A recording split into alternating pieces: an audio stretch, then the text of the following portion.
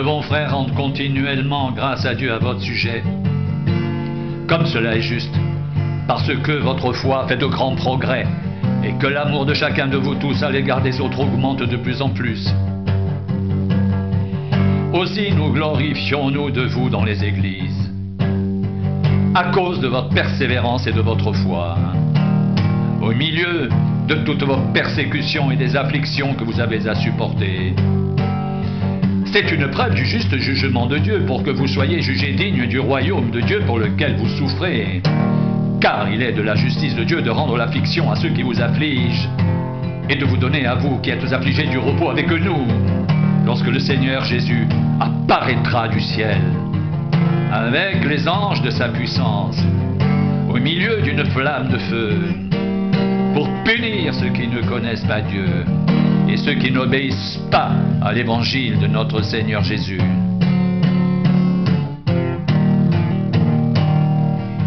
Ils auront pour châtiment une ruine éternelle, loin de la face du Seigneur et de la gloire de sa force, lorsqu'il viendra en ce jour-là, pour être glorifié dans ses saints et admiré dans tous ceux qui auront cru, car notre témoignage auprès de vous a été cru. C'est pourquoi aussi nous prions continuellement pour vous, afin que notre Dieu vous juge digne de la vocation et qu'il accomplisse par sa puissance tous les desseins bienveillants de sa bonté et l'œuvre de votre foi. Ainsi le nom de notre Seigneur Jésus sera glorifié en vous et vous serez glorifiés en lui,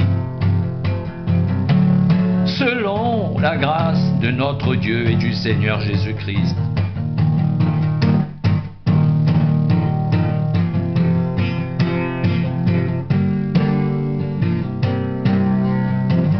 Pour ce qui concerne l'avènement de notre Seigneur Jésus-Christ et notre réunion avec lui, nous vous prions, frères, de ne pas vous laisser facilement ébranler dans votre bon sens et de ne pas vous laisser troubler, soit par quelque inspiration, soit par une parole ou par une lettre qui semblerait venir de nous, comme si le jour du Seigneur était déjà là. Que personne ne vous séduise d'aucune manière, car il faut que l'apostasie soit arrivée auparavant et qu'on ait vu paraître l'homme impie, le fils de la perdition, l'adversaire qui s'élève au-dessus de tout ce qu'on appelle Dieu ou de ce qu'on adore. Il va jusqu'à s'asseoir dans le temple de Dieu, se proclamant lui-même Dieu. Ne vous souvenez-vous pas que je vous disais ces choses lorsque j'étais encore chez vous? Et maintenant vous savez ce qui le retient, afin qu'il ne paraisse qu'en son temps.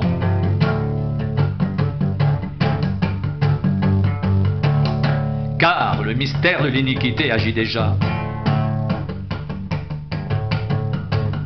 Il faut seulement que celui qui le retient encore ait disparu. Et alors paraîtra l'impie que le Seigneur Jésus détruira par le souffle de sa bouche et qu'il écrasera par l'éclat de son avènement. L'apparition de cet impie se fera par la puissance de Satan, avec toutes sortes de miracles, de signes et de prodiges mensongers, et avec toutes les séductions de l'iniquité pour ceux qui périssent, parce qu'ils n'ont pas reçu l'amour de la vérité pour être sauvés.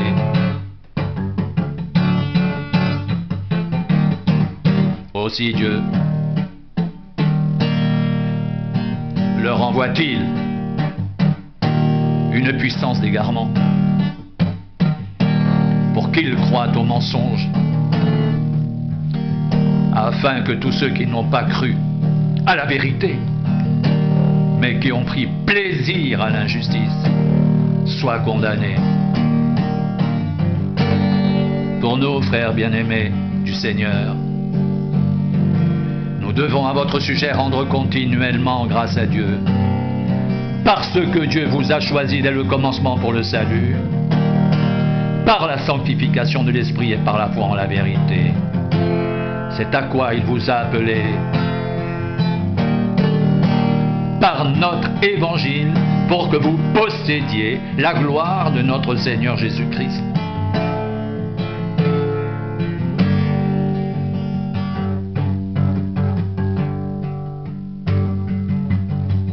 Ainsi donc, frères, demeurez fermes et retenez les instructions que vous avez reçues, soit par notre parole, soit par notre lettre. Que notre Seigneur Jésus-Christ lui-même et Dieu notre Père qui nous a aimés et qui nous a donné par sa grâce une consolation éternelle et une bonne espérance console vos cœurs et vous affermisse en toute bonne œuvre et en toute bonne parole.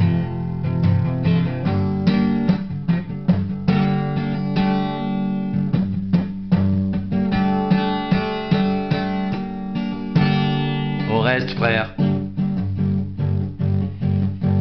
priez pour nous, afin que la parole du Seigneur se répande et soit glorifiée comme elle est chez vous, et afin que nous soyons délivrés des hommes méchants et pervers, car tous n'ont pas la foi. Le Seigneur est fidèle. Il vous affermira et vous préservera du malin. Nous avons à votre égard cette confiance dans le Seigneur, que vous faites et que vous ferez les choses que nous recommandons. Que le Seigneur dirige vos cœurs vers l'amour de Dieu et vers la patience de Christ. Que le Seigneur de la paix vous donne lui-même la paix en tout temps, de toute manière. Que le Seigneur soit avec vous. Je vous salue, moi, Paul, de ma propre main. C'est là ma signature dans toutes mes lettres. C'est ainsi que j'écris. Que la grâce de notre Seigneur Jésus-Christ soit avec vous tous.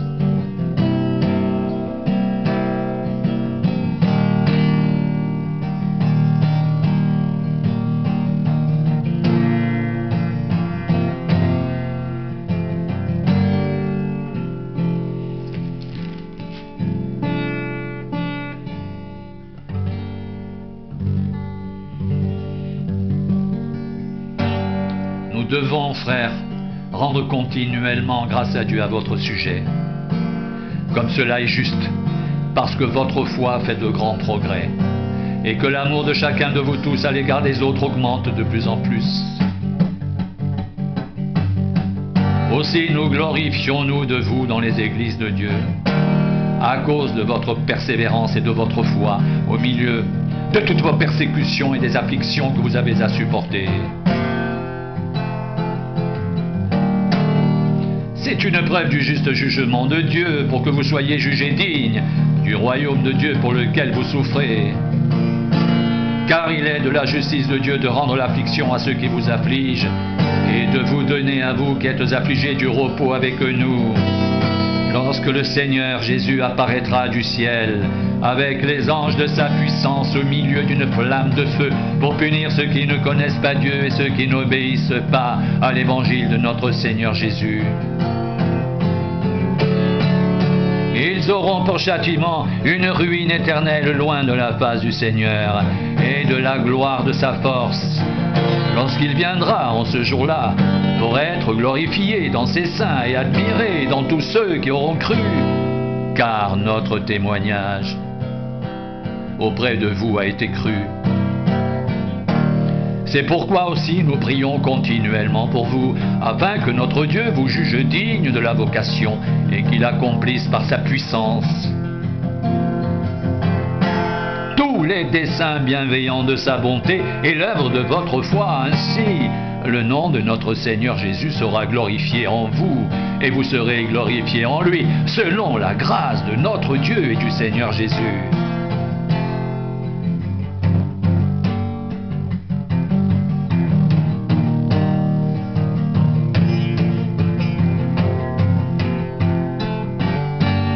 ce qui concerne l'avènement de notre Seigneur Jésus-Christ et notre réunion avec lui, nous vous prions, frères, de ne pas vous laisser facilement ébranler dans votre bon sens et de ne pas vous laisser troubler, soit par quelque inspiration, soit par une parole ou par une lettre qui semblerait venir de nous, comme si le jour du Seigneur était déjà là. Que personne ne vous séduise d'aucune manière, car il faut que l'apostasie soit arrivée auparavant et qu'on ait vu paraître l'homme impie, le fils de la perdition, l'adversaire qui s'élève au-dessus de tout ce qu'on appelle Dieu ou de ce qu'on adore. Il va jusqu'à s'asseoir dans le temple de Dieu, se proclamant lui-même Dieu. Ne vous souvenez-vous pas que je vous disais ces choses lorsque j'étais encore chez vous, et maintenant vous savez ce qui le retient afin qu'il ne paraisse qu'en son temps, car le mystère de l'iniquité agit déjà. Il faut seulement que celui qui le retient encore ait disparu, et alors paraîtra l'impie. Que le Seigneur Jésus détruira par le souffle de sa bouche et qu'il écrasera par l'éclat de son avènement.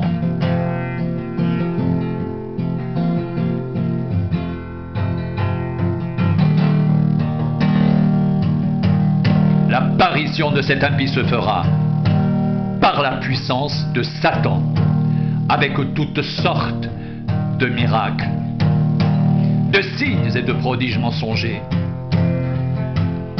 et avec toutes les séductions de l'iniquité. Pour ceux qui périssent parce qu'ils n'ont pas reçu l'amour de la vérité pour être sauvés, aussi Dieu leur envoie-t-il une puissance d'égarement pour qu'ils croient au mensonge, afin que ceux qui n'ont pas cru à la vérité, mais qui ont pris plaisir à l'injustice, soient condamnés.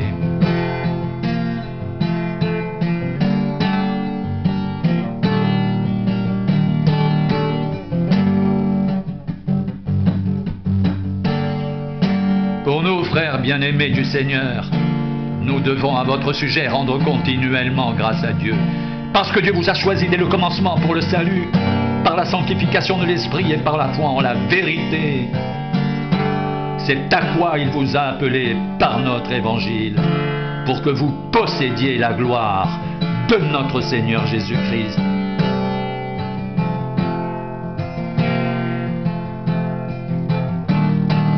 Ainsi donc, frères, demeurez fermes et retenez les instructions que vous avez reçues, soit par notre parole, soit par notre lettre.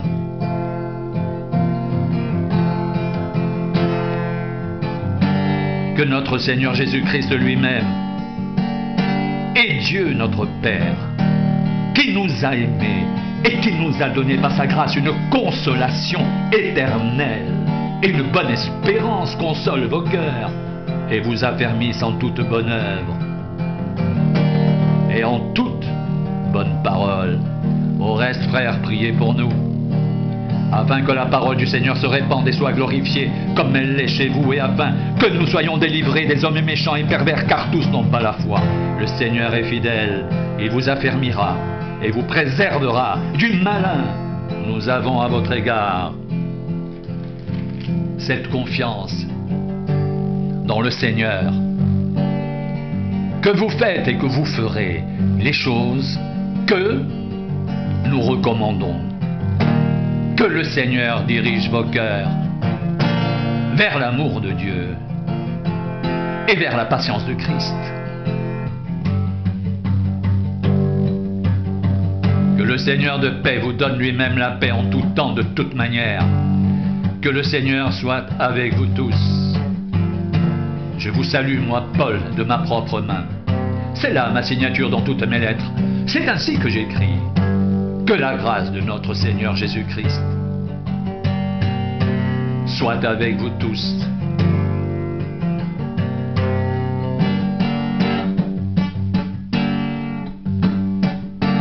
Que le Seigneur de la paix vous donne lui-même la paix en tout temps, de toute manière. Que le Seigneur soit avec vous tous. Que la grâce de notre Seigneur Jésus-Christ soit avec vous tous.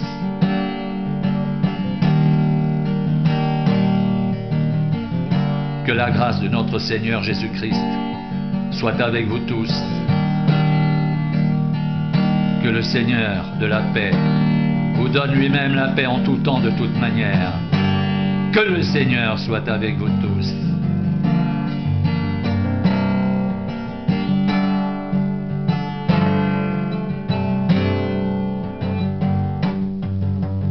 Que la grâce de notre Seigneur Jésus-Christ soit avec vous tous.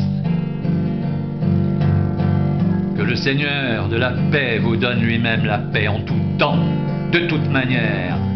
Que le Seigneur soit avec vous tous.